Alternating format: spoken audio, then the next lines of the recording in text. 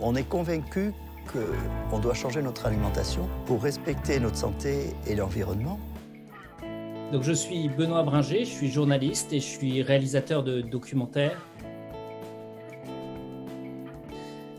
Ce film, c'est un parcours à la rencontre de pionniers qui, un peu partout autour de la planète, inventent une nouvelle manière de s'alimenter. Tout ça, enfin, toutes les nouvelles connaissances qu'on a aujourd'hui nous permettent de dresser le menu, ou en tout cas, voilà, ce qu'on peut manger tous les jours pour changer les choses et vraiment avoir un impact positif sur notre planète.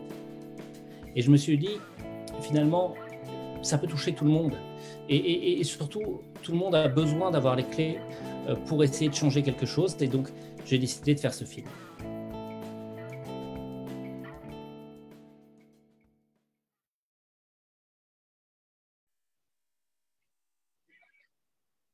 Bonne journée de la Terre à vous tous et bienvenue à cette discussion autour du film Recettes pour un monde meilleur de Benoît Bringer dans le cadre de cette 3e édition du festival Cinévert organisé par Souco et Funambule Média. On a justement un clip avec Benoît Bringer à vous présenter. On l'écoute à l'instant.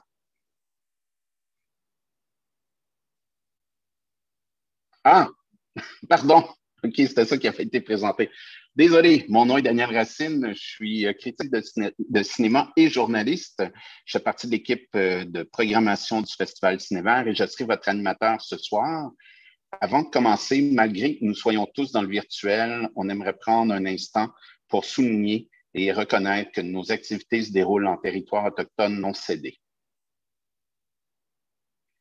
Cinévert est un festival de films documentaires sur l'environnement qui a pour mission d'appuyer la transition écologique par le biais de ses différentes composantes, alliant cinéma documentaire sur l'environnement et activités d'échange et de réflexion qui favorisent le débat public. Il permet d'enclencher un processus de mobilisation et d'engagement citoyen menant à des actions et des initiatives porteuses en matière de transition écologique.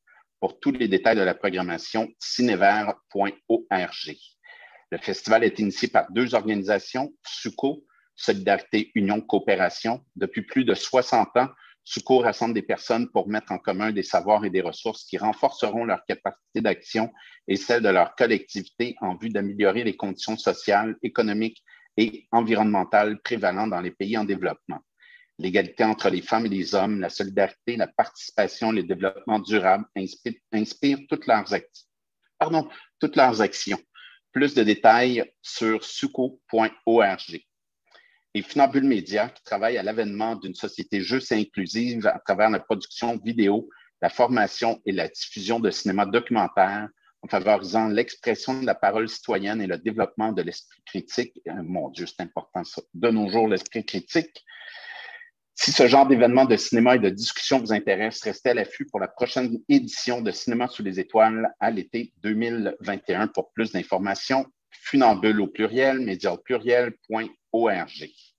Nous souhaitons remercier nos partenaires généraux sans qui le projet ne pourrait pas se concrétiser, Affaires mondiales Canada, le Conseil des arts du Canada et le Conseil des arts de Montréal, ainsi que le ministère des Relations internationales et de la francophonie.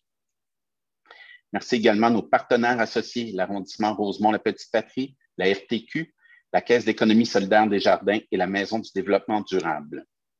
Gros câlin virtuel à nos partenaires médias Choc, CISM et CIBL. Un merci particulier à notre partenaire de diffusion Galéa et notre partenaire présentateur, soit l'équipe de Tank, pour héberger en ligne les films diffusés. Merci également à notre partenaire collaborateur de ce soir, l'Association québécoise Zéro Déchet. Et merci finalement à toi. Oh oui, toi, public fidèle, toujours au rendez-vous, même si c'est devant ton écran, dans ta cuisine, dans ton salon, en quelque part dans ta maison. On espère qu'on réussira à nourrir ta faim et combler ta soif d'actualité environnementale. Donc, ce soir, il est possible de poser vos questions dans la section commentaires sur les fenêtres de diffusion où vous nous écoutez présentement. On prendra les questions dans les 15 dernières minutes, donc soit entre 20h45 et 21h, mais gênez-vous pas tout au long de la discussion. Dès que vous avez des questions à nous les envoyer, vont nous être transmises un peu plus tard.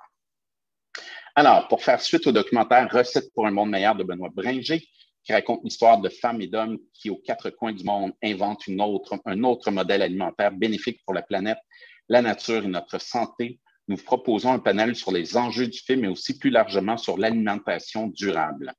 Si vous n'avez pas vu le film, restez avec nous, c'est pas bien grave parce que le film, vous pouvez le voir jusqu'à demain soir, 23h59, donc vendredi le 23 avril à 23h59 sur la plateforme de tank.ca. Alors, c'est le temps de vous présenter mes trois panélistes et on a décidé d'utiliser le tutoiement parce qu'on se sentait plus à l'aise tous ensemble avec le tutoiement. Donc, je vais commencer avec Erika Salem. Bonsoir, Erika. Bonsoir, Daniel. Ça va bien? Ça va super bien. Bon, merci d'être là. Donc, tu es spécialisée en gestion de l'environnement et sécurité alimentaire. Tu occupes ainsi le poste de chargé de programme au SAM, qui est le Système alimentaire montréalais, une concertation montréalaise multisectorielle qui agit comme levier de développement durable pour la municipalité. Bon, je viens de dire une phrase savante, mais le SAM, c'est quoi concrètement? Oui, ben le SAM, ça tient pour Système alimentaire montréalais. Donc, c'est vraiment un réseau régional de plus de 200 partenaires qui essaie de changer notre système alimentaire. Donc, de la production jusqu'à la post-consommation.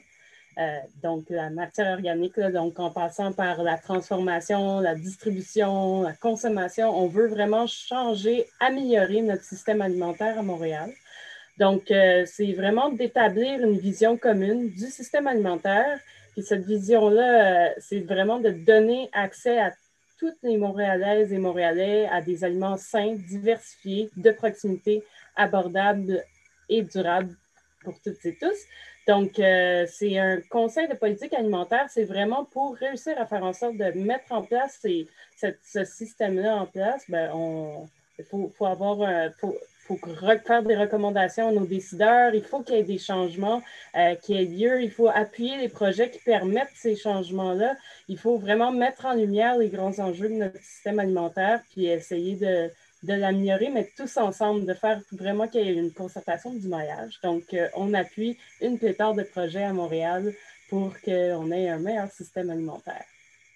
Merci, Erika, puis merci d'avoir accepté notre invitation pour partager ton point de vue éclairant sur les sujets qu'on va aborder. C'est au tour de Muriel Vrin. C'est bien comme ça, hein, Muriel Vrin? Vrin. Donc, tu es chez Équiterre depuis 13 ans, responsable du programme alimentation institutionnelle.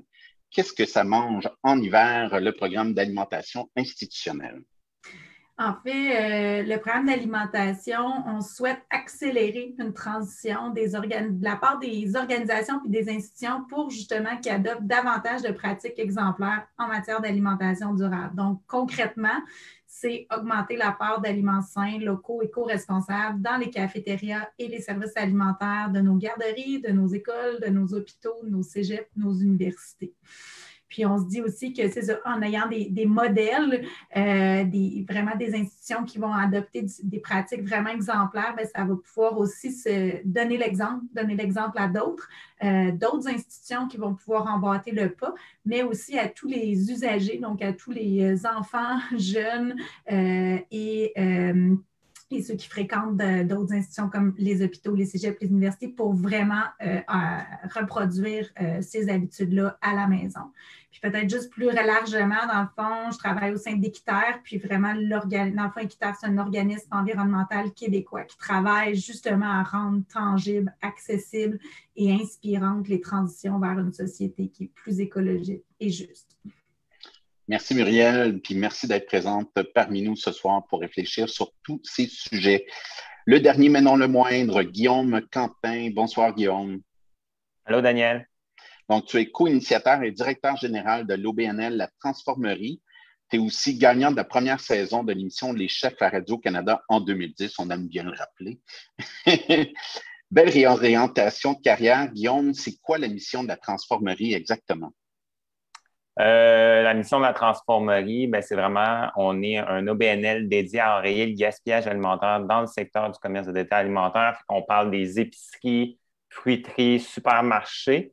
Notre premier projet, Les Rescapés, qu'on a lancé en mai 2019, c'est vraiment pour valoriser, mettre à l'avant-plan la qualité des invendus des épiceries qu'on collecte avec la fabrication de délicieuses tartinades qu'on fait. J'en ai une ici à la caméra. Bravo. Puis aussi, on fait une redistribution rapide des denrées qu'on collecte. Fait que c'est 20 qu'on utilise pour la transformation, pas plus que 70 là, qu'on utilise pour la redistribution pour aider des organismes en dépannage alimentaire. Puis ce premier projet-là nous a permis de développer des relations de confiance avec des commerçants, commerçantes, puis vraiment de démarrer une discussion sur un sujet qui est tabou, le gaspillage alimentaire. Il y a eu beaucoup de dénonciations, moralisations dans le passé. Puis ça nous amène à planifier un deuxième projet là, pour avoir un plus grand impact cette année qu'on veut lancer d'ici la fin de l'année. Un laboratoire sur la réduction du gaspillage alimentaire dont on a l'appui officiel du Conseil système alimentaire montréalais, dont Erika parlait tantôt. Puis c'est un laboratoire qui va vraiment être un espace d'innovation ouverte là, qui va impliquer la Ville de Montréal, les organisations de recherche des experts pour aider vraiment les bannières d'alimentation puis les commerces de détail alimentaires à réduire puis améliorer leurs pratiques, réduire à la source le gaspillage, mais dans leur structure. Puis ça va nous permettre de prototyper des solutions dans ce sens-là. Fait qu'on veut vraiment aller plus loin. Puis d'une certaine manière, nous autres, notre objectif principal, c'est de ne plus exister parce qu'on veut réaliser cette mission-là. Ça, c'est assez incroyable. Moi, j'admire ça. Un organisme qui naît pour mourir, pour justement aller au bout de sa démarche. Bravo. Bravo. Donc, merci Guillaume d'amener ton expertise au débat. Donc, ensemble, nous allons aborder différents thèmes durant la prochaine heure et demie. Nous ferons un retour sur le documentaire. On va ensuite discuter de la promotion du bio, de l'agriculture durable, le gaspillage alimentaire, le compost et le zéro déchet. On va survoler rapidement la planète pour voir ce qui se fait ailleurs. On va aussi aborder des pistes de solutions majoritairement en éducation et on ne pourra pas passer à côté de la pandémie actuelle qui a quand même un impact sur tout ce qui se passe. Puis, comme on vous le disait tantôt, on va terminer avec 15 minutes de questions. Alors, c'est vraiment 1h30 très fertile pour faire pousser plein de belles choses. On va commencer avec le retour sur le film. J'aimerais vous entendre là, chacun sur vos premières impressions sur le documentaire Recettes pour un monde meilleur. Il faut prendre compte aussi que le film, l'action a lieu en France, puis dans un autre contexte, ce n'est pas exactement la même réalité. On va débuter par toi, Muriel. Comment as-tu reçu le film? Qu'est-ce que tu en as pensé? Tu as le droit d'être critique. Hein? En fait, moi, j'ai beaucoup apprécié, d'une part, quand on mentionne dans le film qu'on peut changer le monde avec notre fourchette. Je trouve que, selon moi, c'est vraiment, on mange 3 fois par jour, puis c'est un geste qu'on pose à répétition. Puis c'est de réaliser, dans le fond, que quand on fait le choix d'aliments sains, locaux, éco-responsables, on a vraiment le pouvoir d'agir pour influencer un système alimentaire qui peut être plus durable, plus résilient. Puis une autre chose qui m'a interpellée dans le film, c'est quand on disait aussi, on a 2 choix. Soit on fonce dans le mur ou soit on s'appuie sur des champions pour trouver la solution. Ça m'a vraiment beaucoup parlé parce que justement, je trouve qu'il y a une grande part de notre travail qui est sur les solutions, sur notre force d'action, sur tous les petits gestes qui réunis ensemble, ils ont vraiment un grand impact, puis aussi sur la force de leader, comment justement des personnes qui mettent en place des solutions peuvent nous inspirer, puis qui, en boule de neige, ça crée tout un mouvement. Fait que je pense que vraiment, je trouvais qu'on le voit, là, ça part de petits gestes, puis on voit après ça, que les solutions donnent des changements qui sont un coût à l'échelle de l'école, un coût à l'échelle de la communauté, un coût à l'échelle du système. On voit des impacts qui sont beaucoup plus loin, beaucoup plus grands, dans le fond, que le petit geste individuel posé au départ. Donc, je trouve que ça donne espoir de se dire qu'on peut vraiment y arriver. puis, je pense que c'est ça, on va en parler aussi après, mais il y a des exemples comme ça qui existent ailleurs dans le monde, en effet, ici comme ailleurs. Merci Muriel. Guillaume, quel regard poses-tu sur le film? Premièrement, même avant de l'avoir regardé, le titre me parlait parce qu'il y avait le mot recette dedans. On ne se cache pas, je suis un chef aussi avec mon passé. Puis ça m'amenait à penser à les ingrédients du succès, les conditions de succès pour arriver à quelque chose. Puis je pense que c'est un petit peu ça qu'on voulait démontrer dans ce film-là de façon très positive.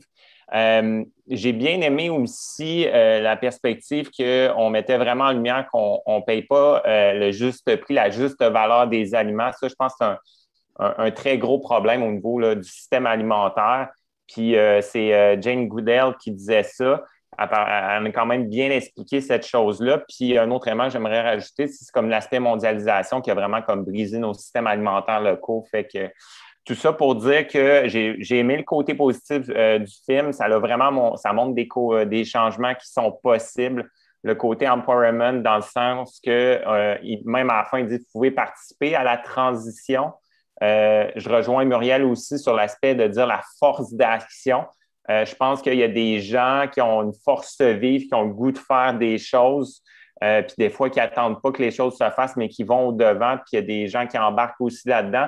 Je pense que ça démontre ça. La seule nuance que j'amènerais, bémol, je dirais, que j'ai moins aimé comme aspect, mais ça, c'était plus lié là, à des personnes qui amenaient des commentaires là, à la caméra. Là. C'était la personne au niveau, je pense que c'était Stéphane, au niveau du recyclage, de faire du compost. Il parlait que, tu sais, on ne peut pas penser que les pouvoirs publics vont changer les choses. Puis même Alain Ducasse, le chef, qui disait c'est les politiques, puis tout ça, il y a peut-être pas possibilité de faire des choses là. Ça, je ne suis pas d'accord avec ça. Je suis d'accord qu'on doit avoir une force vive de se rassembler, de faire des choses, mais cette force vive-là aussi doit embarquer à un certain moment le pouvoir public, les politiques, parce que ça, au niveau de dire qu'on peut changer les choses avec une fourchette, c'est une chose, mais d'un autre côté aussi d'avoir l'aspect des organisations et les politiques qui embarquent là-dedans. Je pense que c'est une combinaison de tout ça.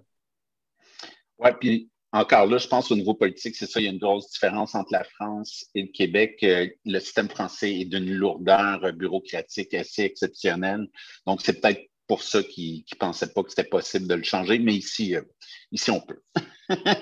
Merci, Guillaume. Erika, toi, qu'est-ce qui te reste de ton visionnement? Oui, moi j'ai beaucoup aimé le fait qu'on mette vraiment l'éducation de l'avant, que ce soit la place d'éducation, la place des jeunes, que les habitudes alimentaires, nécessairement, ça prend racine quand on est jeune, puis après ça fleurit. Donc, c'est vraiment cette approche-là, mais aussi le fait qu'on ne fait pas juste nourrir les élèves avec du bio. On montre vraiment comment, justement, l'acte de manger, c'est un acte social, environnemental, politique.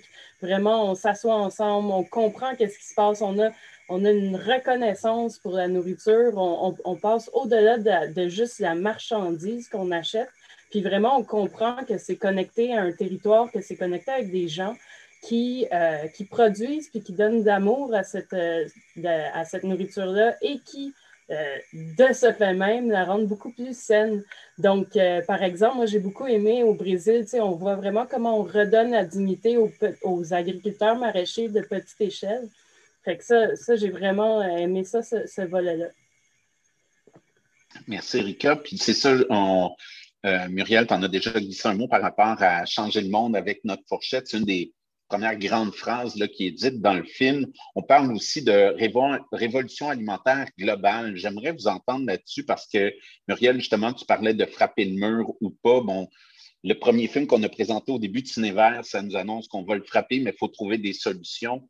Donc, ça serait quoi, justement? Qu'est-ce qu'il faut faire pour qu'on ait une révolution dans nos assiettes et qu'on sorte toutes nos fourchettes pour changer la planète, là? Je vais commencer avec toi, Muriel. En fait, moi, je pense que c'est justement de travailler aux deux niveaux. Je vais rebondir un peu sur ce que Guillaume mentionnait aussi au niveau de la place de l'apport public, de l'apport aussi gouvernemental. Mais d'une part, c'est qu'on peut faire tous ces changements-là qui ont réellement un impact au quotidien. Donc, vraiment, nous, chacun de nous, dans notre vie de tous les jours. Mais je pense qu'en effet aussi, on a besoin de quelque chose de plus grand, puis de changement collectif aussi. Puis les deux ont à se travailler ensemble, puis j'ai l'impression que les deux s'influencent et s'inspirent l'un l'autre aussi. Je pense que si on met que l'un, on n'y arrivera pas. Selon moi, les deux doivent travailler ensemble. Puis, c'est justement une chose qu'on a décidé de travailler au niveau de l'alimentation durable, c'est de travailler dans les institutions. Puis, on le voit aussi dans le film. Pourquoi? Parce que je trouve que c'est là aussi qu'on voit cette interconnexion-là du geste citoyen, puis du modèle de nos institutions de l'État et du message politique qui vient. Donc, de vraiment se dire que, en fait, les institutions, on les utilise tout le monde en utilise à tous les jours ou à tout moment dans notre vie, qu'on soit un enfant, un élève, un étudiant, un travailleur, un patient, un résident. Puis je pense qu'ils ont un potentiel de nous influencer sur les gestes qu'on peut reproduire à la maison. Et à l'inverse, quand on les fréquente, on peut aussi mettre en place des solutions, des projets pour pouvoir faire en sorte que dans ces lieux-là, bien, on puisse adopter des pratiques qui sont beaucoup plus exemplaires. Fait que je pense que c'est le petit tandem, le petit tango qu'il faut jouer justement du geste citoyen puis du geste politique à plus grande échelle. Je vais y aller avec Erika maintenant pour juste changer l'ordre un petit peu. Erika? Oui, bien, par rapport à la révolution alimentaire globale, je pense qu'on n'a pas le choix. On fait face à une crise climatique sans précédent, puis il faut agir vite. Donc, c'est vraiment pas juste seulement par des individus, effectivement, c'est l'ensemble du système qui doit se transformer. Puis par le fait qu'on pose ce geste-là de manger 3 fois par jour, c'est continu, c'est constant. La pression qu'on met sur la planète avec cette acte-là, il peut être positif si on fait des choix par rapport à ça.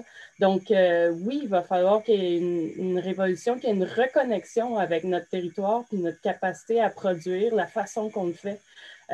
Puis je pense que ça se passe. C'est juste que malheureusement, les changements prennent du temps, mais il y a beaucoup, beaucoup, beaucoup de gens. Il y a une belle ouverture présentement par nos politiciens, par notre système. De plus en plus, comparativement à 10 ans, on n'aurait pas jamais cru qu'on serait où est-ce qu'on est aujourd'hui. Si je regarde à Montréal, il y a de l'agriculture urbaine, ça fleurit partout. On est en plein dans des consultations publiques sur le gaspillage alimentaire. On collabore pour faire en sorte qu'il y ait une vraie bonne alimentation dans les écoles, dans les hôpitaux. Donc, ça se passe, c'est maintenant, puis il faut que tout le monde mette la pédale à fond là-dedans. Et toi, Guillaume? Je rejoins Muriel puis Erika, tout le volet d'éducation, de travailler ensemble, l'ouverture, tout ça, c'est un contexte, je pense, qui est très favorable à faire cette révolution-là. Puis, comme Erika disait, on sent de plus en plus que c'est en train de se mettre en place. Après ça, il y avait qu'est-ce qu'on parlait de, est-ce qu'on peut changer le monde avec notre fourchette? Je suis d'accord qu'on mange 3 fois par jour, ça a quand même vraiment une importance. Puis, une chose que je remarque souvent dans l'espace grand public, c'est on va souvent ramener ça à l'individu. Je veux juste mentionner qu'on doit faire attention à ça. Je pense que il y a vraiment l'apport, comme je parlais tantôt, au niveau public, politique, les organisations, mais il ne faut pas oublier que c'est composé d'individus, ces gens-là. Fait que c'est vraiment important qu'on puisse justement travailler à sensibiliser les individus parce qu'après ça, ils vont dans des organisations, ça se peut où le pouvoir public, puis qu'il n'y ait pas des décisions qui aillent dans une direction X, mais à cause que personnellement, ils sont sensibilisés à ça, ils vont faire changer le cours des choses. Fait que ça, c'est très important. Fait que des fois, on minimise, on dit d'un côté, on va mettre ça, ces individus, puis tout ça. Je pense qu'il faut faire attention, mais en même temps, sans mettre la faute sur ces individus, il faut vraiment chercher à sensibiliser pour que ces gens-là, au sein d'organisations qui ont le pouvoir de vraiment changer les choses, bien, ça peut vraiment changer puis renverser la vapeur. Merci à vous trois. On va s'attarder maintenant un peu plus sur ce qui se fait vraiment au Québec. Donc, le film débute là, par les cafétérias, parle surtout des cafétérias scolaires, la promotion du bio dans les cafétérias scolaires, mais ici, on va aussi parler des hôpitaux, des garderies. Donc, Muriel, à quoi ressemble l'alimentation dans nos services publics? Bien, en fait, moi, je pense aussi, on l'a dit, dans les dernières années, on a vu justement des exemples, puis moi, je trouve qu'ils sont de plus en plus nombreux, justement, de garderies, d'écoles, d'hôpitaux qui s'approvisionnent davantage en aliments locaux, en aliments biologiques aussi, qui tentent de réduire le gaspillage alimentaire, les emballages alimentaires, donc de vraiment réduire leur impact, là, je dirais, au niveau alimentaire. Environnementale, justement, dans l'alimentation. Puis un des très beaux exemples que je trouve, c'est celui des services alimentaires du CHU Sainte-Justine, donc de l'hôpital Sainte-Justine à Montréal.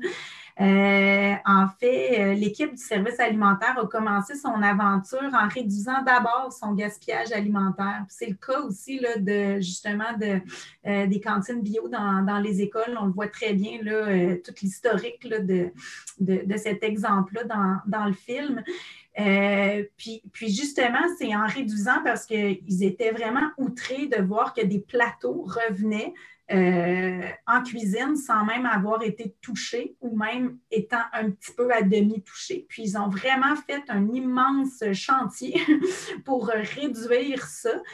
Ils ont transformé en fait leur système par un système à la carte, c'est-à-dire que maintenant, au lieu que les plateaux soient tous envoyés à une heure fixe, c'est plutôt l'inverse. C'est un système justement où c'est les gens qui qui appellent pour commander leur repas au moment où ils sont disponibles, parce que si on est en traitement ou on est vu une certaine heure, un plateau pouvait arriver dans la chambre, la personne n'était jamais là, puis le plateau retournait souvent malheureusement aux poubelles parce que tout ce qui avait été envoyé, il faut qu'il soit éliminé. Donc, en changeant ce système-là, ils ont réduit de façon drastique justement leur gaspillage alimentaire et c'est avec ces économies-là qu'ils se sont dit, bon, mais si on est capable, si on a justement généré une économie, est-ce qu'on ne peut pas plutôt la réinvestir dans justement un approvisionnement qui est beaucoup plus proche de nos valeurs, donc un approvisionnement local et biologique?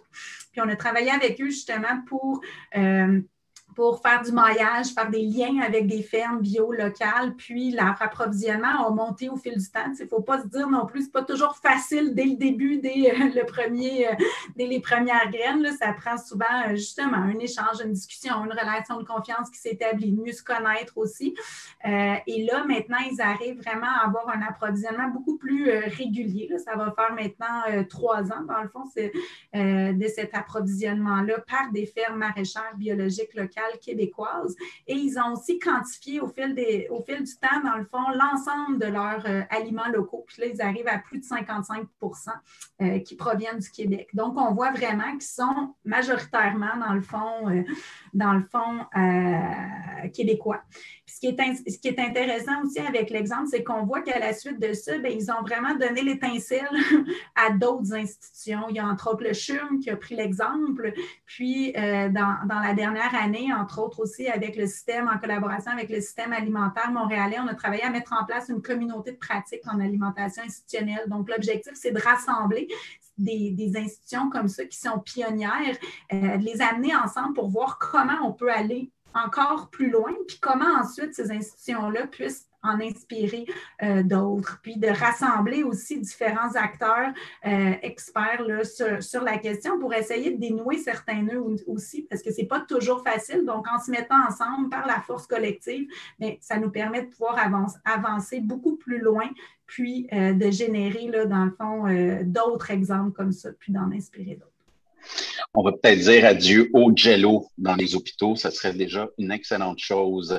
Erika, parlons maintenant d'agriculture durable, d'agriculture urbaine, de serre, tout ça. C'est quoi la situation à Montréal? Parce qu'on le sait que ça s'est mis à exploser. Bon, exemple, moi, je suis abonné à Loufa qui ont construit les plus grosses serres, je pense, au pays, sur les toits. Donc, à quoi ça ressemble actuellement?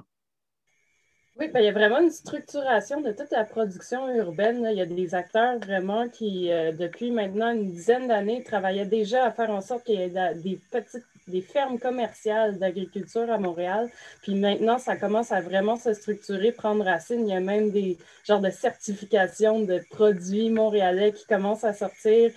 Donc, ça prend de la vigueur. Mais tu sais, si on va plus large, au Québec en entier, il y a vraiment un mouvement, un retour vers la production maraîchère bio, locale. On le voit avec des gens comme Jean-Martin Fortier qui ont vraiment inspiré puis éduquent beaucoup la population pour faire en sorte qu'on retourne à ce type de production-là. Il y a des nouveaux programmes à Victoriaville, au cégep de Victoriaville sur l'agriculture durable. Donc, puis l'intérêt est là dans la population. On l'a vu avec la pandémie l'année passée, il y a eu comme, les gens ont eu peur un peu avec comme de ne plus avoir accès à de la nourriture. Fait que les gens se sont tournés rapidement vers le réseau des fermiers de famille. Il y a eu comme il y a eu une augmentation, on est passé de 42 de la demande en 2020 pour le réseau des fermiers de famille. Puis là, apparemment, cette année, ça ne flétrit pas, là, ça ne baisse pas cet intérêt-là. Donc déjà, au 1er avril passé, ben, il y avait 60 des abonnements des fermiers de famille qui étaient vendus. Donc les gens, il est encore temps, mais faites vite. Donc l'agriculture durable, que ce soit à l'échelle montréalaise, c'est crucial. Les gens, l'intérêt est là, puis on retourne vers ça tranquillement. Et Muriel, justement, merci Erika. Puis Muriel, justement, tu voulais ajouter un peu sur les fermiers de famille parce que je pense que tu avais des chiffres assez incroyables à nous dire par rapport aux 25 dernières années. Oui, bien en fait, Erika l'a mentionné, le réseau des fermiers de famille, c'est un réseau qui s'est vraiment solidifié puis agrandi à travers le temps, mais ça a commencé vraiment avec une ferme et quelques abonnés. Donc, il y a 25 ans, on parlait de 25 abonnés et même, je m'en souviens, j'avais eu l'anecdote qui disait que quand ils ont présenté l'idée aux fermiers, à cette ferme-là, c'était Cadet-Roussel qui a été la première ferme du réseau des fermiers de famille. Puis quand on lui avait amené l'idée de dire, bien voyons, vous allez trouver des gens qui vont payer en avance une partie de mes récoltes qui n'ont pas encore poussé, oubliez ça, là, ça ne marchera même pas. Et 25 ans plus tard, on est à 28 000 personnes. Wow! Erika le mentionnait, l'année passée et encore cette année, l'engouement est vraiment là, de plus en plus. Et d'ailleurs, j'ai même entendu aussi, c'est devenu, dans le fond, un des plus gros réseaux d'agriculture soutenus par la communauté dans le monde. Donc, vraiment, là, le réseau québécois, le réseau des fermiers de famille est un des plus gros, si ce n'est pas le plus gros, là, justement. Puis dans le fond, vraiment, c'est des fermiers qui pratiquent une agriculture biologique, souvent maraîchère à petite échelle et qui vont vendre une partie de leur récolte sous forme de panier ou d'abonnement de saison à des partenaires à l'avance. Puis on peut avoir une saison d'été comme aussi une saison d'hiver. Donc, il y en a vraiment certaines fermes qui peuvent offrir ces aliments-là là, à l'ensemble de l'année.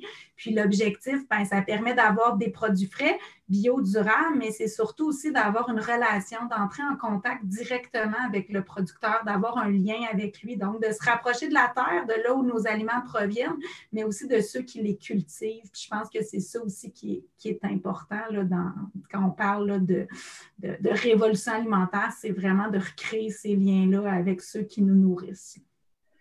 Merci, Guillaume. On va parler maintenant de gaspillage alimentaire. On a tous déjà vu, soit dans des reportages ou de longs documentaires, des jeunes qui rentrent dans des containers qui vont chercher de l'excellente nourriture, quasiment fraîche encore. Vraiment, on pourrait cuisiner là, avec ça, on peut la consommer sans trop de problème. Donc, comment tu t'intéresses, c'est ça, aux entreprises? Comment tu les approches pour les sensibiliser à ça, puis ce que vous récupérez là, pour la transformerie?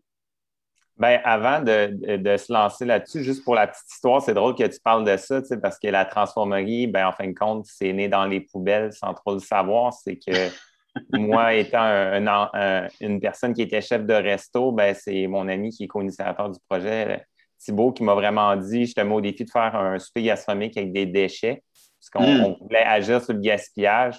Puis quand il m'a dit ça, moi, je trouvais ça sincèrement dégueulasse. Je ne voulais pas le faire. Puis, il m'a convaincu. Puis une semaine après, on s'est vraiment littéralement jeté dans des containers de déchets derrière des épiceries avec une journaliste, 2 photographes, une dizaine de personnes. Puis juste pour la petite histoire, ben, tu sais, on avait l'idée qu'il allait avoir des grandes quantités de nourriture. Puis oui, ça, il y en avait. Mais ce qui nous a marqué profondément, puis c'est ça qui a été l'étincelle de départ pour la transformerie, c'est la qualité de la nourriture. Fait que tu sais, ce que tu viens de parler là, cette qualité-là, on l'a vu dans la poubelle, puis on n'a pas pu rester insensible à ça. Fait que c'est là qu'on a commencé à aller plus loin. Puis ça va te donner un élément de réponse sur ce que tu demandais, de dire comment on approche les commerçants. Mais notre première approche qu'on a faite à ce moment-là, c'était très simple. C'est qu'on s'est fait imprimer une carte d'affaires bidon en 10 minutes, une semaine après avoir pris un café. Puis on passait juste d'un commerce sans rendez-vous. Puis, on parlait juste avec les gens-là de façon très positive, non moralisatrice, en mode solution. Autant les employés dans les rayons, les gérants, gérantes de département, les propriétaires, tout ça. Puis, on s'est rendu compte qu'avec cette approche-là, il y avait vraiment beaucoup de gens qui s'ouvraient à nous. Puis, la clé du succès, ça a vraiment été cet aspect-là d'y aller vraiment dans un mode d'écoute, de se mettre dans leurs souliers, vraiment avec une grande empathie. Puis je pense qu'ils ressentaient ça, fait qu'il y avait le goût de s'ouvrir. Fait que tantôt, je parlais du deuxième projet qu'on veut faire, qui est en fin de compte sur le sujet tabou du gaspillage, puis tout l'aspect de dénonciation, moralisation, le passé qui s'est fait. Bien, nous autres, on a utilisé l'approche positive parce que justement, il n'y a personne qui se lève le matin et qui se dit, moi, mon but, c'est de jeter de la nourriture. Sans les déresponsabiliser, ces gens-là, qu'est-ce qui fait qu'ils jettent de la nourriture? C'est le modèle d'affaires. Fait que c'est vraiment d'aller voir l'humain puis de parler à l'humain ou à l'humaine qui est devant nous, puis de vraiment ouvrir la discussion, puis après ça, bien, d'arriver avec quelque chose qui répond à leurs besoins. Fait qu'aujourd'hui, comment ça fonctionne, nous? Ben, c'est sûr que la pandémie a changé un petit peu la façon d'approcher les commerces. Avant, souvent, on y allait tel que tel, c'est-à-dire on allait en commerce, on parlait avec eux, puis on ouvrait la discussion. Maintenant, je te dirais que des fois, c'est d'autres commerçants avec qui on travaille qui vont nous introduire. Ou sinon, on va faire des appels à froid, honnêtement, puis les gens, on prend une minute au téléphone, puis on prend rendez-vous avec eux, puis on va les rencontrer, puis ça se passe très bien, tu sais. Fait que c'est vraiment dans une perspective, puis je tiens à le rementionner, c'est vraiment l'aspect non moralisateur, positif, travailler avec eux, tu sais, puis même l'autre projet qu'on veut faire de laboratoire, c'est ces gens-là qui vivent la problématique, c'est du gaspillage, les détaillants, les bannières d'alimentation. Bien, on ne peut pas commencer à leur tirer des roches parce qu'ils ne voudront pas travailler avec nous, puis c'est eux qui ont le plus d'informations sur leur réalité. Fait qu'il faut qu'ils fassent partie de cette équation-là pour changer les choses. Puis s'ils ne sont pas dans un mode qu'on a créé l'ouverture, bien, ils vont se fermer puis ils vont garder l'information pour eux autres. Puis à place de travailler sur l'entièreté de la problématique, on travaille sur la partie qu'on voit, puis ça veut dire qu'on ne sera pas capable de vraiment travailler à régler la chose totalement. Et tantôt, tu parlais de l'implication des institutions publiques, là, des gouvernements, tout ça. Parce que en France, il y a une réglementation sur le gaspillage alimentaire qui a été installée. Est-ce qu'on a du retard ici au Québec? Puis est-ce que ça serait souhaité qu'il y ait des lois ou c'est plus des démarches comme la tienne qui est souhaitable, là? Bien, premièrement, tu sais, juste pour faire attention, tu sais, veux pas, c'est moi qui parle, là, mais il y a comme beaucoup de monde derrière la transformerie, fait que je veux pas juste laisser l'aspect là, que c'est juste moi, là, puis je pense que c'est ça l'importance d'un OBNL. On a une communauté de bénévoles de fou, là. Il y a plus que 600 personnes, on a un conseil d'administration, tout ça, puis plein d'employés. Fait qu'on est vraiment chanceux. Mais au niveau de la loi Garot en France, ben, c'est quelque chose souvent qui est mis à l'avant-plan comme étant un exemple. Encore là, moi, de mon côté, pour avoir parlé avec différentes personnes, fait des recherches, même avec Erika, avec un groupe de gens, je pense qu'il y a quand même des bémols à mettre de ce côté-là parce que quand on pense à comment on peut réduire le gaspillage, bien, la priorité numéro 1, c'est la réduction à la source. Puis après ça, c'est la réutilisation. Cette loi-là, bien, ce qu'elle a embarqué directement, c'est d'obliger les commerçants à redonner la nourriture. Fait qu'on est rentré dans une perspective de redistribution. Puis, je suis d'accord qu'il y a des gens qu'il faut qu'ils mangent, puis tout ça. Puis nous autres, ça fait partie de notre projet des rescapés. Mais il y a une limite à ce qu'on peut donner. T'sais, nous autres, on le voit aussi par rapport à ce qu'on fait, on travaille avec les rescapés. Il y a beaucoup plus de nourriture disponible qui est jetée que par rapport aux besoins. Là. Les quantités sont quand même massives. Je ne dis pas ça pour être moralisateur, mais juste réaliste. Puis ce qui est important, c'est de travailler sur la réduction à la source en priorité. Je suis un peu tannant avec ça, mais je pense que c'est important de le dire plusieurs fois. Puis, peux-tu le redire une autre fois? Je vais leur dire tantôt, t'inquiète, tu vas voir. J'aime ça répéter des choses, des fois, il ne faut pas trop s'éparpiller. Mais tout ça pour dire qu'au niveau de la loi, c'est sûr que si on voulait avoir une loi ici, d'une certaine manière, on est en retard là-dessus. En même temps, après ça, il pourrait avoir un débat de dire est-ce qu'il y a une loi nécessaire ou il y a d'autres actions qui peuvent être mises en place. Mais il y a quand même en ce moment un momentum. Premièrement, depuis les 5 dernières années, le gaspillage a vraiment l'anti-gaspillage a pris son envol, pas le gaspillage.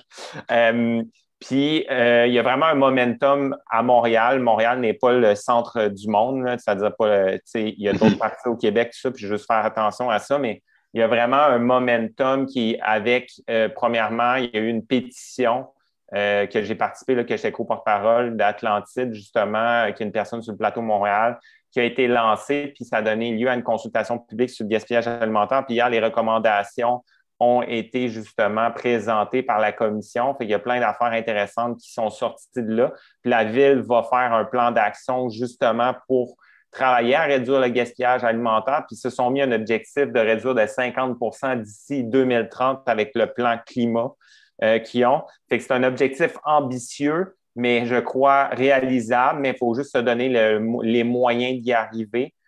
Puis par rapport à ça, ben, il va juste falloir s'assurer qu'il y ait un ensemble d'organisations de travail ensemble. Puis je pense que c'est à quoi le système alimentaire montréalais œuvre, entre autres. Vas-y, excuse-moi, je pense que tu allais dire. Non, continue.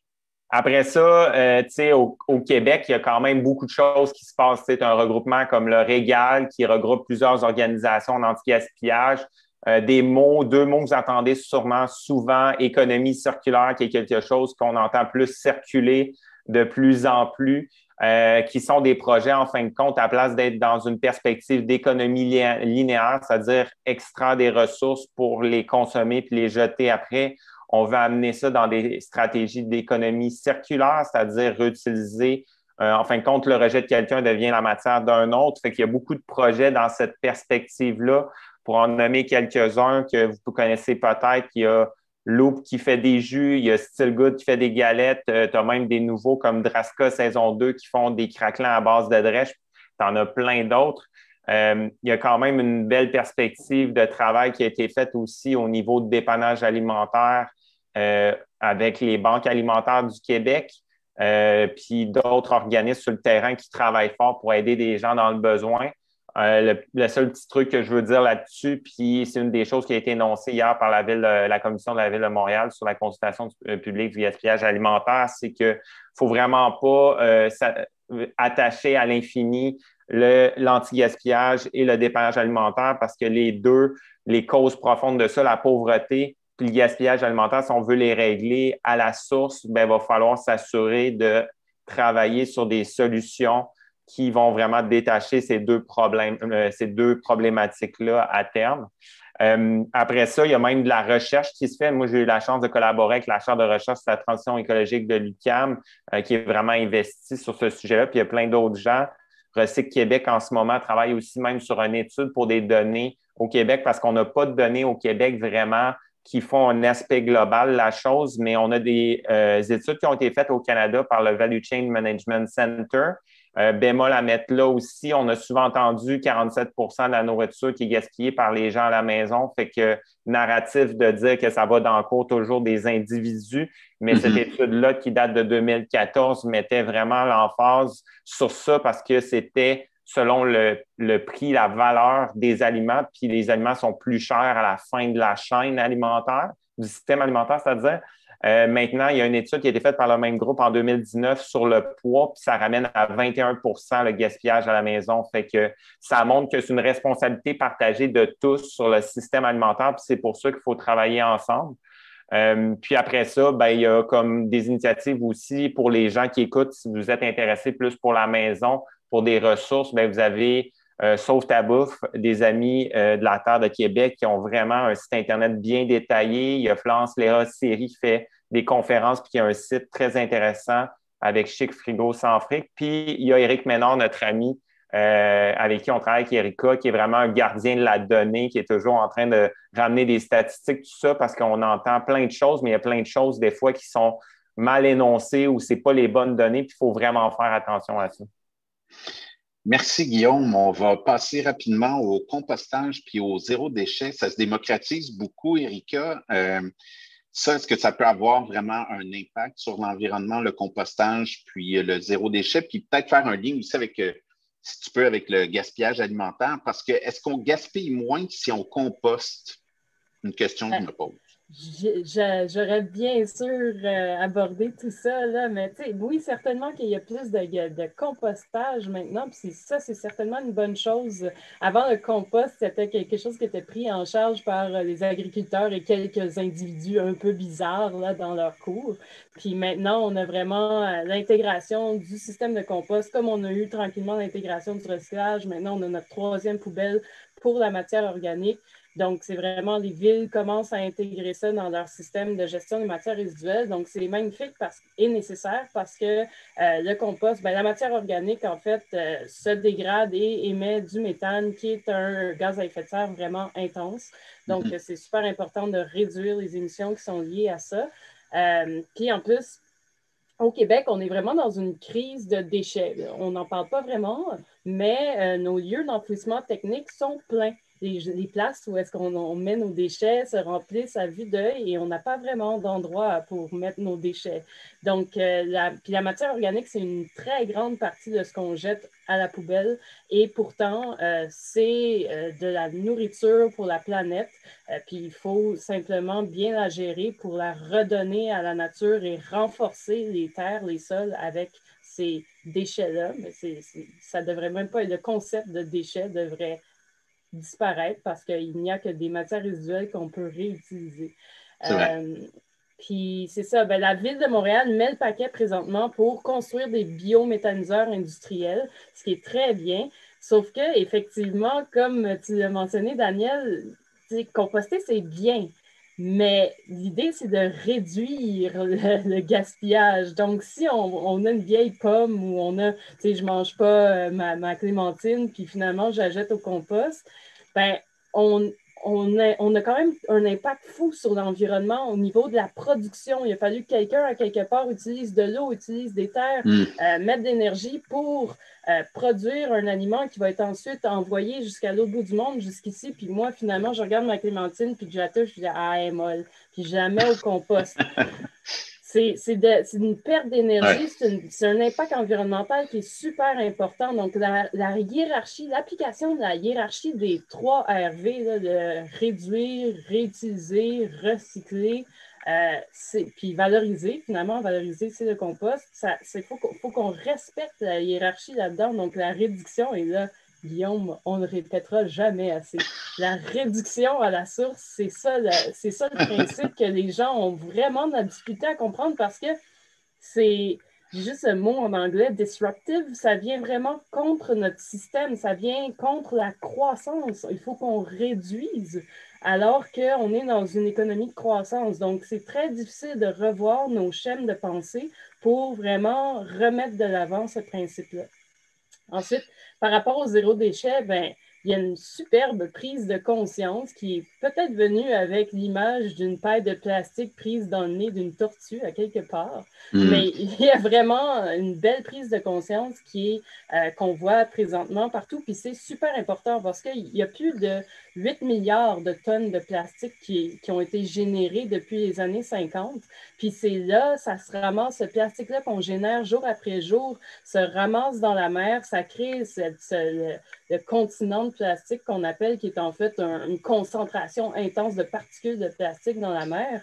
Puis, 42% des plastiques qu'on utilise sont jetés après un seul usage. Donc, c'est vraiment, là, on n'est pas justement dans le principe de réduction puis de maximisation de nos ressources. On est dans le jeter sans cesse.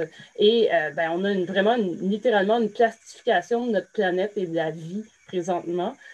C'est extrêmement grave, mais ce qui est merveilleux, c'est qu'il y a effectivement un mouvement zéro déchet. Les gens se donnent vraiment la peine de faire attention à ce qu'ils produisent comme déchets de plastique, réutiliser leurs tasses. C'est des petites choses, puis ça, on le met vraiment sur les épaules des individus, mais effectivement, à un moment donné, il va falloir que la production du plastique en soi soit un peu plus régularisé à des hauteurs plus hautes que l'individu lui-même. Donc, c'est vraiment dans notre système, dans notre agro-industrie.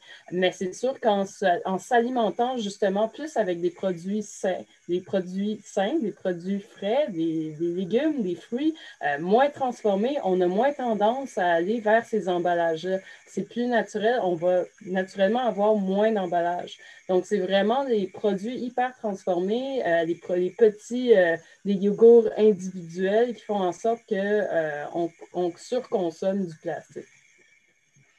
Merci, Rika. Là, je vais vous lancer un défi à chacun en 2 minutes. On va passer à travers le volet international parce que le temps file si on veut parler de tout. Je vais commencer avec toi, Muriel. Tu as eu ton déclic au sein de coopératives équitables de café, de karité, de coton, de thé d'épices en Afrique de l'Ouest, mais aussi en Amérique latine et en Asie. Qu'est-ce que tu y as vu dans ces pays-là? Qu'est-ce qui t'a marqué, qui t'a fait justement ce déclic-là?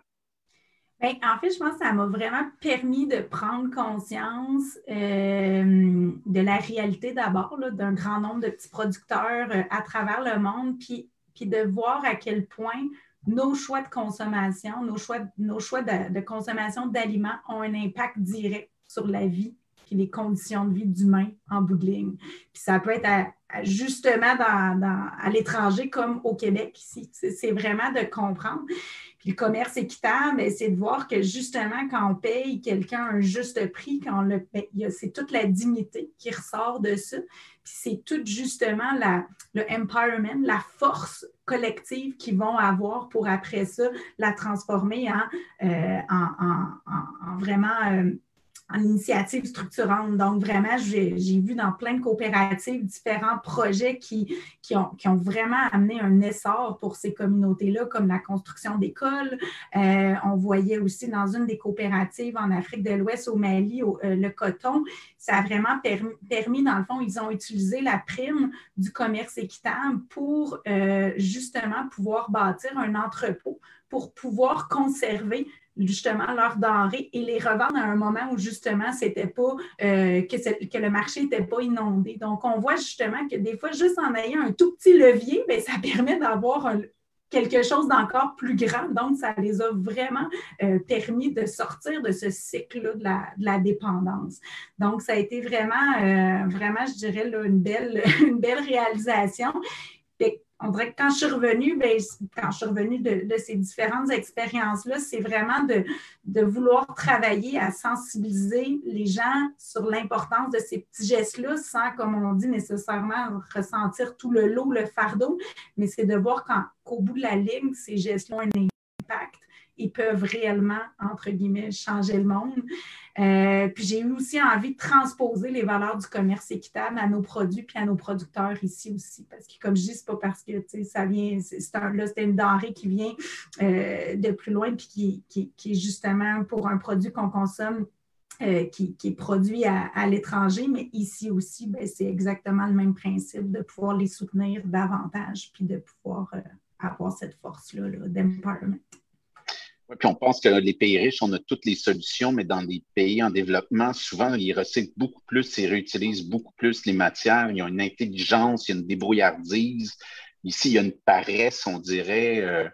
Erika, toi, tu as été coopérante en Amérique latine, en Afrique et au Moyen-Orient, majoritairement en Palestine. Quelles sont les problématiques d'adaptation au changement climatique et les répercussions sur l'alimentation que tu as vues? Ah, mon Dieu, mais on pourrait en parler pendant 3 heures, puis j'ai 1 minute et demie.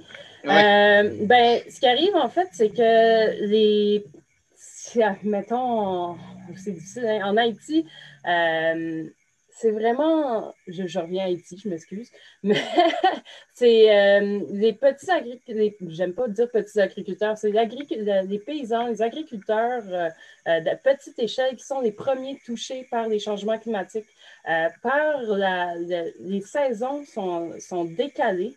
Il y a vraiment une intensification aussi des changements dans le climat. Donc, on va semer au moment qu'on est supposé traditionnellement de semer, mais finalement, la saison est décalée de 2 semaines et il y a des grandes pluies qui arrivent, il y a des sécheresses intenses. C'est très difficile finalement de pouvoir produire dans ces conditions-là.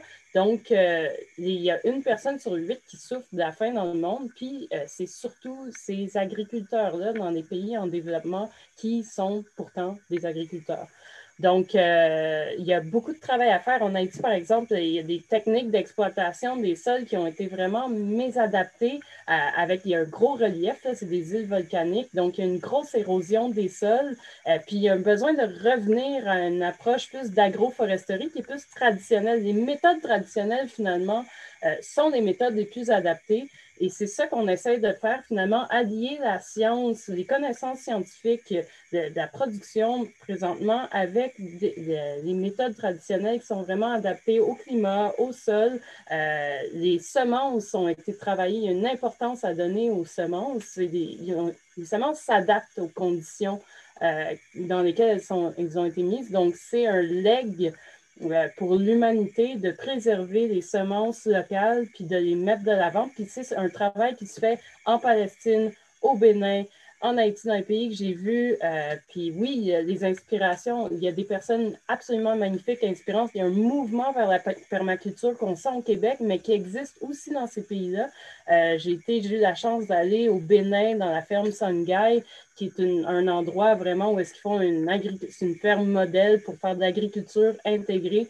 Puis ils ont complètement compris que l'Afrique est complètement riche. Il faut juste être capable de bien mettre de l'avant ces richesses-là. Oui, puis de casser les stéréotypes, parce qu'il y a tellement d'idées préconçues qu'on se fait, puis les médias continuent de les véhiculer. Donc ça, à la longue, il faut les transformer. Je reviens à Guillaume. Guillaume, il existe d'autres projets de transformation à l'étranger. Tu m'as mentionné en pré-entrevue le ReFed et le WRAP. Peux-tu nous en dire davantage sur ce qui se fait à l'international, qui n'est pas nécessairement la même chose que la transformerie, mais dont l'objectif est un petit peu le même? Oui, puis un truc, ça me faisait penser, avant de juste me lancer dessus rapidement, je pense qu'on regardait, on parlait du film, puis on me disait, c'est déjà des solutions qui existent. Puis par rapport au gaspillage alimentaire, il y a un projet qui s'appelle Drawdown, D-R-A-W-D-O-W-N. Si vous voulez aller voir, c'est un groupe, une organisation mondialement reconnue qui travaille sur l'évolution du climat avec 70 chercheurs. Ils ont fait une table de solutions, puis ils montrent qu'on a déjà les solutions qui existent pour contrer le réchauffement climatique pour ne pas dépasser 2 degrés Celsius d'ici 2100. Puis réduire le gaspillage alimentaire, c'est la solution à prioriser numéro 1. Oh. Fait qu'allez voir ça. C'est très éclairant. Après ça, ReFed puis WRAP, rapidement, pour rappeler la chose, c'est que ReFed, c'est une organisation aux États-Unis qui travaille avec plusieurs acteurs. Puis on fait un roadmap, en fin de compte, avec plusieurs solutions pour mirer, comme un peu Montréal, en termes d'objectifs, 50 de réduction du gaspillage d'ici 2030. Le WRAP, c'est en Angleterre. C'est pas un truc sur le menu de McDonald's, mais tout ça pour dire que c'est vraiment des outils et guides pour anti-gaspillage. Ils font de l'accompagnement d'entreprises. Ils ont fait aussi une campagne qui s'appelle Wasting Food is out of date, qui vient vraiment mettre l'emphase sur la date de péremption. C'est un des éléments que souvent on n'entend pas parler, mais qui crée beaucoup de gaspillage. Puis on avait fait une étude justement avec la chaire de recherche sur la transition écologique de l'UQAM, puis il y avait un sondage qui avait été fait par Protégez-vous, et c'était le truc numéro 1 à la maison qui sortait comme étant générateur du gaspillage. Après ça, il y a plein d'autres affaires, fait que je vous invite à vraiment aller voir sur Internet autant le Danemark au niveau du gaspillage, beaucoup de choses intéressantes. Il y a même un Food Lab à Bruges, je vais terminer là-dessus, en Belgique, qui me faisait penser un peu ce que tantôt Muriel parlait sur le milieu de la santé à l'hôpital Sainte-Justine. Eux, ils ont fait un travail avec les établissements de santé pour réduire le gaspillage alimentaire. C'est vraiment une meilleure communication qui a été développée entre vraiment les infirmières et le personnel de cuisine qui a fait que dès la première année, ils ont réduit le gaspillage de 27 tonnes. Fait il y a plein d'affaires qui se passent, fait que je pourrais vous en parler pendant des heures, mais je vous dirais, juste en ouvrant là, quelques portes comme ReFed, WRAP, ça va vous amener partout, puis vous allez trouver plein d'affaires. Fait que il y a beaucoup d'affaires qui se passent dans le monde en ce moment. Merci beaucoup, Guillaume. À tous ceux qui nous écoutent, gênez-vous pas là, de nous envoyer vos questions. Ça va être bien tout le temps d'y répondre. Donc, peu importe la plateforme sur laquelle vous vous trouvez, juste à écrire dans la section commentaires vos questions, puis ils vont nous être relayées. On va parler maintenant d'éducation, de différents paliers d'éducation. Je vais commencer avec toi, Muriel. On parlait d'école, mais un moyen de les éduquer dans les écoles, les jeunes, c'est par des ateliers culinaires. Peux-tu nous en dire un peu plus? En fait, des ateliers culinaires ou je dirais aussi une distribution là, diverse de paniers de légumes. Puis oui, moi, je pense que c'est extrêmement important de cibler la sensibilisation des jeunes parce que c'est vraiment en bas âge qu'on développe là, justement les bons réflexes, puis qu'on va être porté, dans le fond, à adopter des bonnes habitudes alimentaires qui vont vraiment nous suivre après ça toute notre vie. Puis un des exemples, justement, c'est le projet École enracinée. L'objectif, c'était de se dire, les établissements scolaires, souvent, ont à mener des campagnes de financement dans les écoles.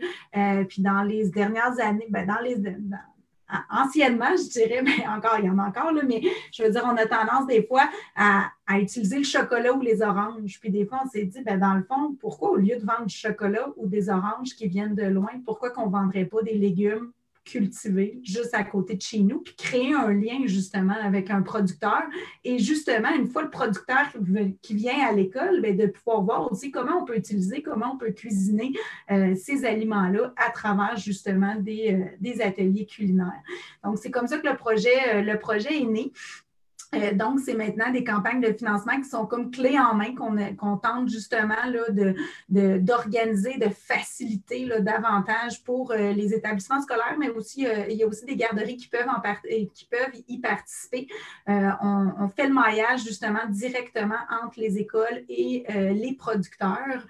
Puis je dirais que plus que juste une simple campagne de financement, c'est vraiment une opportunité de sensibilisation des jeunes et de leurs familles parce que vraiment les producteurs débarquent dans les écoles, ils vont transformer un gymnase, une cour d'école en mini-marché. Puis là, les enfants, on dirait qu'il y a vraiment un déclic qui se passe. Là. Ils rapportent à la maison leurs légumes. Il faut cuisiner leurs légumes, puis c'est leur fermier de leur école. Donc, tu sais, il y a vraiment tout ce sentiment d'appartenance, cette fierté-là qui se développe, puis ils ont envie de les manger, ils ont envie de les cuisiner, puis ils ont aussi le pouvoir d'influencer leurs parents, leur famille, leur entourage aussi. Donc on encourage vraiment la tenue d'activités de sensibilisation pour vraiment faire de ces livraisons-là un moment éducatif. Puis c'est aussi une opportunité de maillage, donc d'un lien direct avec un producteur, une ferme locale, une ferme bio, dans le cas ici. Puis à ce moment-là, on peut justement faire en sorte que le producteur puisse fournir les aliments pour des ateliers culinaires, pour des collations, pour des services de bar à salade ou carrément là, le service de cafétéria ou du service alimentaire. Donc, je fais juste une petite aparté, mais dans le fond, s'il y a des écoles, des garderies qui veulent s'inscrire, c'est d'ici la fin de l'année scolaire, donc d'ici le 30 juin, si c'est possible, sur le site équiteur.org/école enracinée. Merci Muriel. Puis à vous entendre, les solutions sont à portée de main. C'est vraiment juste de s'arrêter, de réfléchir le truc, puis d'y aller dans la bonne direction. On dirait que tout va tellement vite, on ne se rend pas compte qu'on ne s'en va pas dans le bon chemin. Donc, de ralentir la vitesse, c'est là, de vendre des légumes, c'est une super bonne idée. Moi, un jeune arriverait avec un panier de légumes, c'est sûr, j'en achèterais du chocolat. C'est comme, j'ai-tu le goût de chocolat? On a toujours besoin de légumes. C'est une super bonne idée. Erika, tu m'as beaucoup parlé en pré-entrevue de l'être humain. Toi, l'être humain est très, très important, est au cœur un peu de toute votre démarche au SAM. Pourrais-tu me parler d'éducation citoyenne? Comment on sensibilise la population, comment on réussit à l'impliquer davantage? Oui, je pense qu'il y a des acteurs qui sont encore trop sous-estimés puis pas assez reconnus. Mais je vais vous parler du pouvoir de l'économie sociale. Puis au Québec, on ne le sait pas, mais on est vraiment reconnu à travers la planète comme étant les champions de l'économie sociale. Donc, quand on va ailleurs dans le monde, on entend parler du Québec parce qu'on est hot. Puis on met en place, on a vraiment plein d'entrepreneurs sociaux qui ont comme objectif de ne pas générer des profits, mais bien de changer le système pour protéger l'environnement, pour renforcer l'équité sociale. Puis pour moi, c'est la meilleure approche, la meilleure façon d'avoir une belle éducation citoyenne qui est mobilisante, qui permet aux gens de s'impliquer eux-mêmes. C'est des entrepreneurs sociaux. Puis là, je mets sur le piédestal Guillaume parce que c'est exactement ça qu'il incarne. Puis c'est des gens comme Guillaume qui mettent en place des solutions à petite échelle, mais qui ont une énorme influence sur les citoyens et sur les décideurs. Donc, comme on vient de dire, les solutions sont là. Ça prend juste plein de petits soldats qui les mettent en place, puis qui les mettent de l'avant, puis on a tous les outils pour le faire. Merci. Et Guillaume, toi, bon, tu en as déjà glissé un mot par rapport aux différentes entreprises, mais si, admettons, on parle des gros, là, comme IGA, les grosses compagnies, eux, comment on les sensibilise? Parce que tu as beaucoup parlé des plus petits, mais les géants, là, ceux qui contrôlent vraiment les grandes ressources alimentaires, comment on fait pour les sensibiliser, ces grosses entreprises-là? Bien, probablement, nous autres, on a, dès le départ, là, avec le projet Les Rescapés, on a travaillé autant avec des petits, moyens que des grandes surfaces, des grands commerces. Fait que, tu sais, au sein de notre travail de collecte d'invendus, on a 2 IGA, par exemple. Okay. On a des Rachel Berry, tout ça. Honnêtement, c'est vraiment, comme je disais tantôt, de partir de leur réalité. Si tu leur parles avec un minimum de compréhension, ils ne voient pas que tu arrives et que tu ne comprends rien de leur réalité parce que malheureusement ou heureusement, leur temps est compté. Fait que si tu veux avoir leur attention, il faut que tu ailles comprendre leur réalité. Puis après ça, tu peux amener la valeur, leur montrer vers où tu veux les amener tout en ayant leur compréhension. Bien, c'est là que tu vas pouvoir ouvrir la discussion. Fait que d'une certaine manière, tantôt, sans vouloir ramener ça toujours à la transformerie, je vous parlais de ce qu'on a fait avec les rescapés. Bien, on a appris, on a vraiment appris en version accélérée. On a des échanges récurrents avec des commerçants, commerçantes. Pour partir du projet, on a fait des entrevues standardisées pour parler avec les gens, puis après ça, aller chercher plein d'informations. On a continué à prendre des cafés avec des commerçants, commerçantes. Puis c'est ça qui nous a donné de l'information. Nous autres, on est juste arrivés là avec nos questions, de notre curiosité. Puis après ça, on a cheminé là-dedans. Puis ça, bien, ça nous permet de connaître les structures à l'interne, puis après ça, d'aller voir ces grandes bannières-là, parce qu'on est allé au sein de ces bannières-là dans quelques unités. Fait que c'est vraiment de même, je pense qu'on peut y aller, puis vraiment avoir leur attention en proposant des choses innovantes qui vont vraiment les aider à changer leurs pratiques de façon positive. Merci, Guillaume. Pour le peu de temps qui nous reste avant la période de questions, on va parler de la pandémie parce que c'est quand même quelque chose de complètement inattendu, là, ce qu'on vit depuis 1 an, mais qui a eu un impact majeur sur tous nos modes de vie. Vraiment, ça résonne très, très fort. Donc, j'aimerais vous entendre un peu chacun là-dessus. On va commencer avec Muriel. Chez Équiterre, qu'est-ce que vous avez remarqué dans les 12 derniers mois, surtout au niveau alimentaire? En fait, moi, je dirais qu'il y a 2 grands thèmes, là, 2 grands termes et mots qu'on a entendus de plus en plus. D'une part, c'est l'autonomie alimentaire, donc de vraiment augmenter, dans le fond, notre production ici même au Québec. On a parlé, entre autres, justement, de comment on pouvait augmenter nos cultures en serre. Donc, justement, on a un climat hivernal aussi, donc les cultures en serre, mais surtout aussi chauffer, d'une part, à l'hydroélectricité, puis aussi en mettant des aliments qui sont beaucoup moins énergivores, parce que c'est ça aussi, là, je veux dire, quand il fait froid, il faut aussi réfléchir en qu'est-ce qu'on met justement dans ces serres-là. Donc ça, c'est quelque chose qu'on a vu justement là, prendre un essor dans la dernière année. Plus de potagers aussi, plus de gens donc, qui cultivent aussi leur propre jardin, leur propre potager là, à la maison ou dans des espaces communs, jardins publics, ruelles, projets d'agriculture urbaine aussi, comme Erika mentionnait. Puis je dirais l'autre terme, c'est vraiment l'achat local. Donc vraiment l'augmentation de la consommation des produits d'ici, de rechercher les aliments du Québec, les aliments de notre région. Fait que, je pense que c'est vraiment une prise de conscience de la part des consommateurs. On sent qu'il y a un plus grand engouement tant pour la production alimentaire que de la consommation d'aliments locaux. Mais je dirais une prise de conscience aussi, puis ça fait le pont avec ce qu'on disait au début, pas juste des consommateurs selon moi, mais des gouvernements. Ce message-là d'autonomie alimentaire et d'achat local, bien, dans la dernière année, on l'a entendu de la part des gouvernements. Puis ça, je pense que c'est peut-être un des plus gros gains qui va nous faire avancer encore plus loin.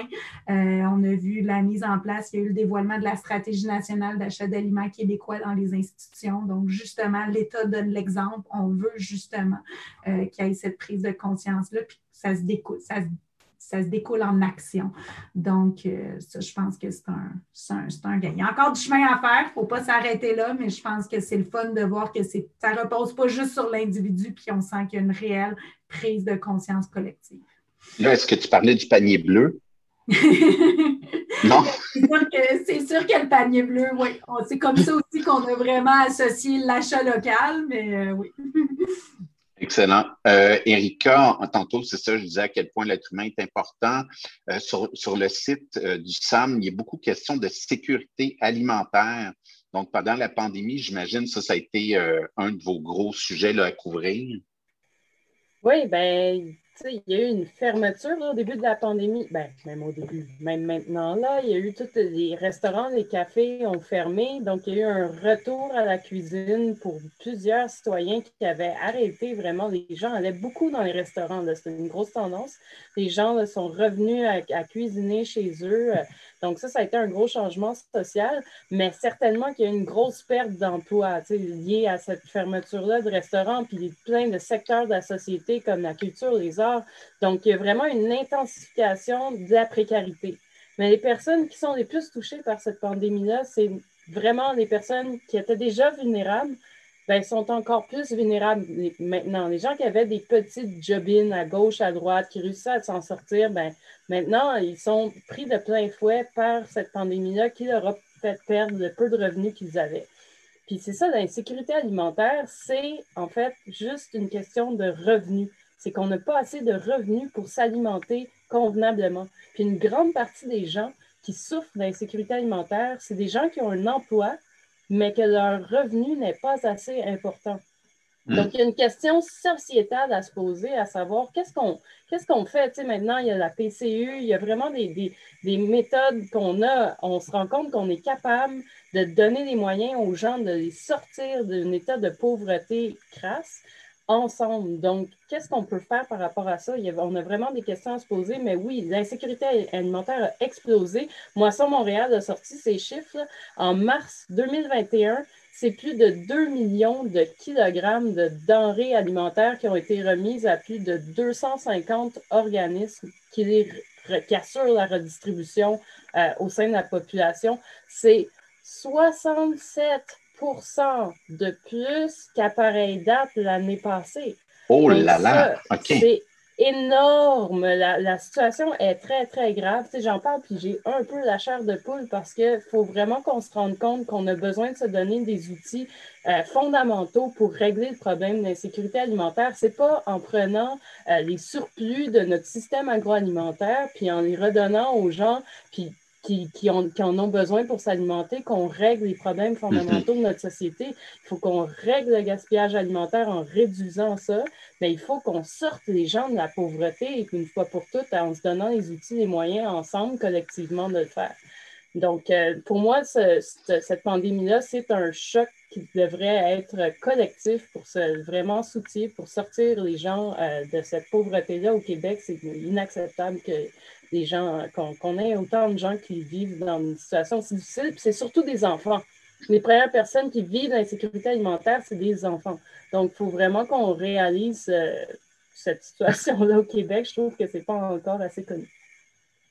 Merci, Erika. Donc, gênez-vous pas de nous envoyer vos questions. On va commencer la période de questions dans 2-3 minutes après que Guillaume ait répondu à son tour. Donc, toi, au niveau de l'approvisionnement pendant cette pandémie-là, est-ce que ça a changé? Est-ce qu'il y a eu, quand même, vu que tout a fermé pendant un bout de temps, est-ce que tu as vraiment senti quelque chose de différent dans la dernière année?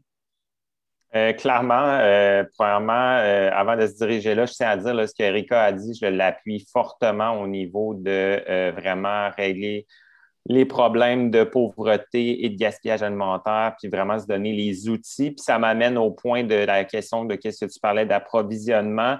Bien, nous, on mesure tout au 100 grammes près dans toutes nos collectes, fait qu'on a vraiment une donnée précise. Puis c'est un peu plus que 60 % de baisse au niveau des invendus qu'on a eu dès le début de la pandémie.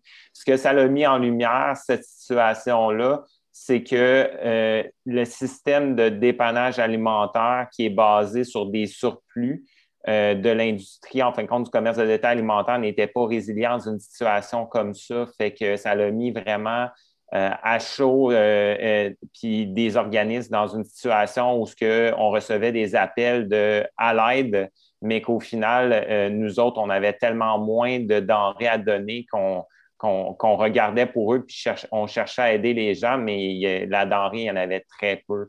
Fait que c'est vraiment important de vraiment garder ça en tête.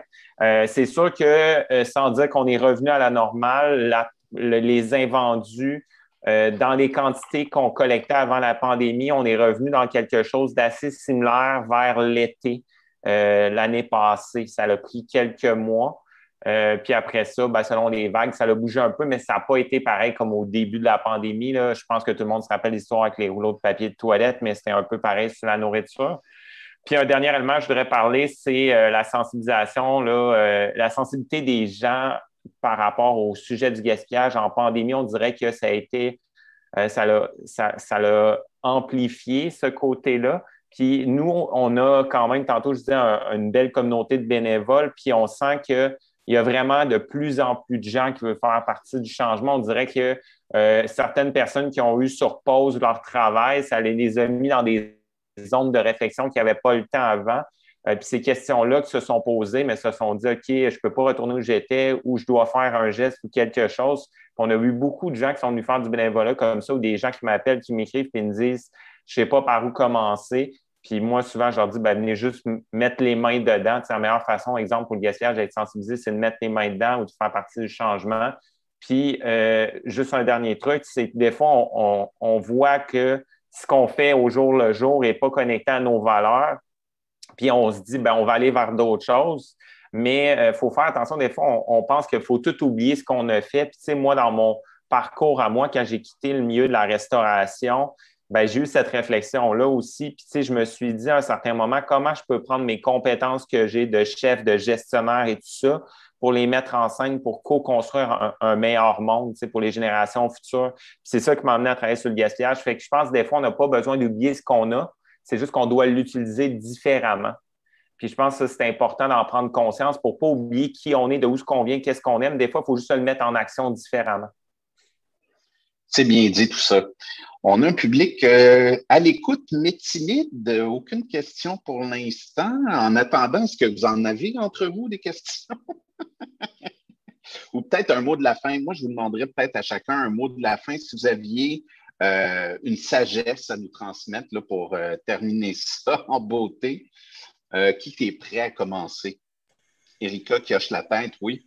Je trouve qu'on ne l'a pas abordé beaucoup là, pendant nos conversations, mais puis je suis vraiment pas la meilleure ambassadrice pour ça, mais l'alimentation, tu sais, le type de protéines qu'on choisit, les protéines végétales, puis l'alimentation végétarienne, c'est quelque chose qui continue à faire peur au sein de la population, qui a encore beaucoup d'éducation à faire pour que les gens comprennent comment réussir à bien vraiment bien manger, là, que ça soit super bon, avec pas nécessairement 100% là, végétarien. Moi, j'ai eu des personnes qui se sont virées vers moi en disant on ne m'empêchera pas de manger mon bœuf. Puis ça me fait toujours rire. C'est ça qu'on dit, mais es-tu capable de te faire un bon souper au tofu? Parce que ça peut être super bon, mais les gens ont encore vraiment des préjugés par rapport à ça. Je pense que ça évolue, mais c'est nécessaire. Puis juste, je ne sais pas si j'ai le temps, mais l'assiette qui est proposée par le Guide alimentaire canadien, qui est faite pour la première fois selon vraiment l'approche nutritive scientifique, donc par des nutritionnistes, dit qu'il faut vraiment... Il propose une assiette où est-ce que c'est la moitié des protéines qui est végétale dans cette assiette-là, puis il y a vraiment moins de viande, moins de produits laitiers qu'avant. Puis cette assiette-là a été proposée en même temps qu'il y a une assiette qui propose vraiment une alimentation qui est adaptée au changement climatique. Donc, il y a des scientifiques qui se demandaient comment on fait, qu'est-ce qu'on doit manger pour vraiment répondre à l'impératif d'adaptation au changement climatique dans notre alimentation. Puis ces deux assiettes-là, ces deux propositions d'assiettes-là ont été énoncées presque en même temps de scientifiques complètement différents et c'est presque la même affaire. Wow. Donc, quand on dit ce qui est bon pour l'environnement est bon pour nous, C'est vraiment, ça a été prouvé par ces deux études-là. Donc, prendre soin de notre alimentation, c'est prendre soin de la planète, puis c'est ça. Je suis bien d'accord avec toi. Regarde, quelqu'un en santé, ça fait 25 ans que j'ai fêté mon 25e anniversaire de végétarisme, moi, cette année. Donc, la preuve qu'on peut survivre en étant végétarien, puis c'est vraiment pas compliqué. Guillaume? Ben, je veux répondre un petit peu sur ce qu'Erika dit qui est très, très, très intéressant. Puis je vais ramener ça même au film qui a parti la discussion. Tu sais, je trouvais ça très intéressant ce qu'Alain Ducasse, le chef du Plaza Athénée, disait en termes de comment s'approprier les légumes, comment, en termes de palette de saveurs, que ça peut être incroyable de manger autant, tu sais, l'aspect bio, tu sais, des fois, on oublie de le dire, tu sais, manger bio, tu sais, c'est meilleur pour la planète, mais aussi c'est meilleur au goût. Ça, c'est un truc que je trouve qui n'est jamais mis pratiquement à l'avant-plan. Puis honnêtement, il y a quelqu'un aussi qui en parlait dans le film. Je ne me rappelle pas le nom du chef, mais c'est le chef, je ne sais pas si c'était parisien, qui allait dans les jardins, tout ça. Puis je pense que c'est un des agriculteurs qui disait, tu sais, la qualité d'un aliment qui a été mûri sur le plan, qui n'a pas mangé de choc de froid. Tu sais, honnêtement, quand on a la chance d'avoir mangé une tomate qui a été poussée dans un top sol de la bonne manière, qu'on mange, qu'on vient juste de cueillir, honnêtement, ça n'a pas besoin de plus compliqué que ça. Tu sais, moi, en tant que cuisinier, on m'a appris à transformer les choses, mais si on part d'une matière première qui est incroyable, il n'y a pas grand-chose à faire. On a juste besoin de la trancher puis de la manger, tu sais, je veux dire. Puis au niveau, un autre élément, c'était les cantines, façon de travailler alternative. Bien, tout l'aspect des légumineuses, tu sais, c'est quelque chose qu'on a vraiment oublié, mais tu sais, moi, je trouvais vraiment ça intéressant, l'aspect de mettre un peu de légumineuses avec des céréales pour faire un apport protéiné, que tu fais cuire les deux ensemble, c'est très, très simple, mais ça fait vraiment le travail en termes d'apport protéiné. Ça, c'est des choses qu'on voit plus rarement, mais qu'on pourrait faire simplement. Puis, dernier truc au niveau de l'alimentation végétale, que moi, je suis un méga fan, puis que j'en soupoudre souvent à bien des endroits, c'est la graine de chanvre. Tu sais, on en a au Québec. Tu peux en trouver en vrac bio dans toutes les épiceries zéro déchet et ça coûte pratiquement rien et ça a un grand apport protéiné. Fait que c'est le genre de truc, j'ai toujours dans mon congélateur que si je suis pressé le matin, que j'ai besoin un peu d'apport protéiné dans mon déjeuner, je prends 2 cuillères, je peux en mettre dans des salades, tout ça. Puis ça, c'est un truc que je pense qu'on devrait plus s'approprier, qui est très simple dans l'utilisation. Fait que ça n'a pas besoin d'être compliqué pour manger végétarien. Bien dit, bien dit. Et Muriel, tu vas avoir le mot de la fin. Bien, en fait, moi, j'ai envie de mentionner une phrase qui m'a toujours inspirée grandement, je dirais, puis qui a un peu l'idée, toute mon action environnementale. Puis ça reprend beaucoup, justement, d'éléments qu'on a vus dans le film parce qu'on voit comment ces initiatives-là sont mises en place. Puis des éléments qu'on a discutés, là, justement, à travers les différentes discussions. Puis aussi, c'est ce que Guillaume mentionnait au début, de ne pas voir ici dans la citation, il ne faut pas voir l'individu juste pour le petit geste individuel, mais l'individu aussi, comme on dit, qui après ça prend part à quelque chose de plus grand au sein d'institutions, au sein de collectivités, de communautés, de même de pouvoirs politiques. C'est la phrase de Margaret Mead qui est « Ne doutez jamais qu'un petit groupe d'individus conscients et engagés puisse changer le monde, car historiquement, c'est toujours de cette façon que le changement s'est produit. » Je trouve que c'est ça. Je trouve que c'est vraiment une phrase qui résume bien toutes les initiatives, puis cette force-là qu'on a vue dans le film, puis que je pense qu'on a ressenti aussi à travers les exemples dans notre discussion. Oui, grâce à vous trois. Un gros merci, Erika, Muriel et Guillaume. Continuez, vous êtes vraiment une inspiration. Puis je suis sûr que vous avez semé plein de bonnes idées parmi le public qui nous a suivis ce soir. Merci aussi à Francis Brassard-Lecourt et à Auria Stinkist. Merci également à Charlotte Vaillancourt à la coordination et aussi à Yasmina Britel chez Souco. Merci à vous tous de nous avoir suivis sur ce Facebook Live. Comme je le disais au début, s'il y en a qui nous ont écoutés mais qui n'ont pas encore vu le film, il est disponible jusqu'à demain, vendredi 23 avril à minuit sur le site tank.ca. Ça s'écrit TENK.ca. Cinévert se termine samedi soir, mais il nous reste 2 derniers rendez-vous. Demain, vendredi à 17h, pour la discussion autour du film Douce France de Geoffroy Cohanon, discussion qui va porter sur le rapport au territoire, l'étalement urbain, l'urbanisme et l'architecture durable. Et samedi soir, 24 avril à 19h30, c'est la soirée de clôture de Cinévert et j'aurai le très grand privilège de m'entretenir avec nul autre que Joséphine Bacon. Joséphine Bacon, qui est la vedette du film Je m'appelle humain de Kim Obum-Sawin. Donc, le film sera accessible dès demain à 19h sur la plateforme de Tank aussi. Alors, prenez le temps d'aller voir le film. Allez acheter un recueil de poésie de Joséphine Bacon et vous pourrez lui poser vos questions, vous aussi, et partager ce moment privilégié qu'on va avoir avec elle. En terminant, suivez aussi la page Facebook de Cinévert et le site, c'est cinévert.org pour tous les détails. Donc, encore merci à vous trois. Je vous souhaite une bonne fin de soirée à tous et portez-vous bien. Bye bye.